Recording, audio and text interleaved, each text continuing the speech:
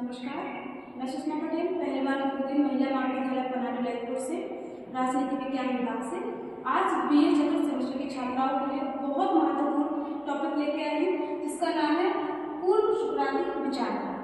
इसमें हम सबसे पहले क्या पढ़ेंगे? हम पढ़ेंगे सुकरात की विचारधारा किस तरह के दार्शनिक थे, क्या इनका राजनीति में योगदान रहा है, किस तरह की इन्होंने समाज में शिक्षा विकसित की। आइए आज थोड़ा सा इनके बारे में जान लेते हैं।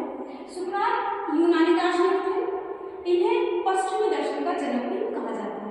ये बहुत महत्वपूर्ण क्वेश्चन है, ये कई बार एग्जाम के दृष्टिकोण से पूछा गया है कि पश्चिमी दर्शन शास्त्र के जनक किसे कहा जाता है। तो यहाँ पर निसंदेह आपको सुकरात ही लगता है। उसके बाद हम बात कर लेते हैं सुकरात के जन्म के बारे में। तो सुकरात का जन्म 469 ईसा पूर्व में हुआ था, इनका जीवन काल 469 ईसा पूर्व से 15 फरवरी 399 ईसा पूर्व तक रहा। इस बीच इनकी क्या उपलब्धियां रही हैं, क्या इनकी थ्योरीज रही हैं, क्या इनकी किताबें रही हैं, किस तरीके के समाज का इनका दृष्टिकोण रहा है, आज हम वो सब मिलकर पढ़ेंगे। सबसे पहले जान लेते हैं कि सुकरात थे कौन। सुकरात पश्चिमी दर्शन के जनक थे, बता ही दिया है। इनकी माता का नाम था फीबी। ये गर्भ रक्षक धात्री थी, जो भी महिलाएं गर्भवती होती थी उनकी रक्षा करती थी। इन्हें हम आम भाषा में डायना कह सकते हैं। उसके बाद इनके पिता के बारे में जान लेते हैं। पिता का नाम था शाक्रेनिकस। ये एक मूर्तिकार थे। ये पत्थर को तोड़कर काटकर बहुत बेहतरीन मूर्तियां बनाया करते थे, बहुत प्रसिद्ध थे मूर्ति के लिए। अब जो पिताजी का जो व्यापार था मूर्तिकार का, उसमें सुकरात ने भी हाथ बटाना चालू कर दिया। थोड़ा थोड़ा काम अपने पिताजी को करने लगे। अब इनके बारे में बात करते हैं शिक्षा दीक्षा कहाँ से हुई। चूंकि इनका परिवार गरीब होने के कारण सुकरात ने बहुत बेहतरीन शिक्षा तो नहीं हासिल कर पाई, परंतु सुकरात का हमेशा से जो स्वभाव रहा है वो प्रश्न पूछने का रहा है, जिज्ञासु प्रवृत्ति की रही है, चीजों को समझने की प्रवृत्ति की है। और इन्होंने इनका सबसे ज्यादा प्रसिद्ध जो रहा है क्षेत्र अध्ययन करने का वो था प्रकृतिवाद। इन्हें प्रकृतिवाद पर अध्ययन करना बेहद पसंद था। अब जीवन शैली से आगे बढ़ते हुए हम बात कर लेते हैं सुकरात के अंत की 70 वर्ष की आयु में इन्हें कौन से 3 बड़े आरोप लगाए गए थे जिसके कारण इन्हें मृत्यु दंड की सजा सुनाई गई। इसमें पहले इन आरोपों को जानने से पहले हम ये जान लेते हैं कि सुकरात की विचारधारा जो पश्चिमी दार्शनिक थे, जो ज्ञाता थे, जो अपने आप को ज्ञान के देवता कहते थे, उनसे थोड़ी बहुत चीजें नहीं मिलती थी। क्योंकि सुकरात किसी दूसरे की बढ़ाई करने की अपेक्षा वो ये कहते थे कि जो मनुष्य है वो स्वयं में भगवान का ही स्वरूप है। अगर हम मानवता को प्राथमिकता देंगे तो हमें यकीन है कि ईश्वर हमसे प्रसन्न रहेगा। इस तरह की बातचीतें दूसरे लोगों को सहन नहीं हुआ करती थी।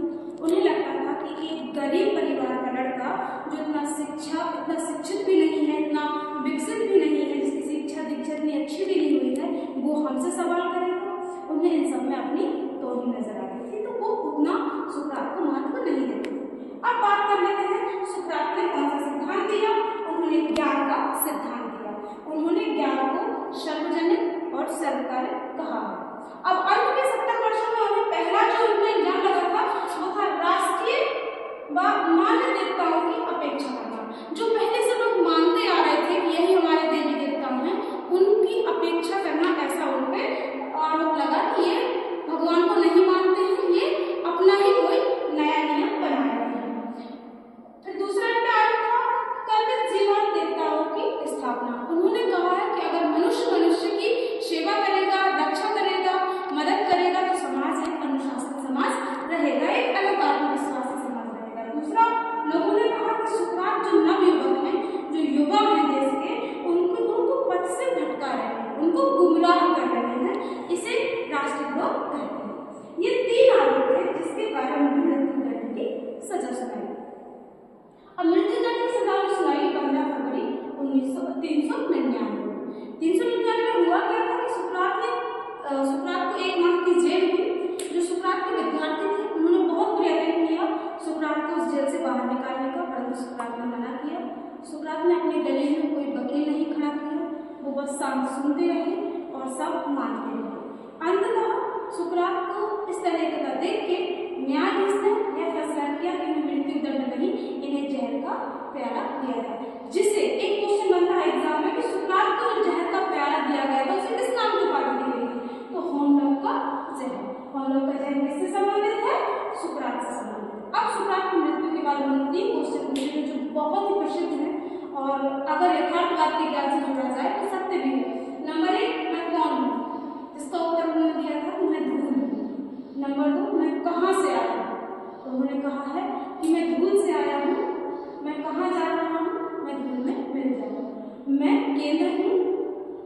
धूल से आया हूँ और मैं धूल में मिल जाऊँगा। ये जाते जाते उनके 3 ज्ञानात्मक प्रश्न रहे। आज के लिए इतना ही, धन्यवाद।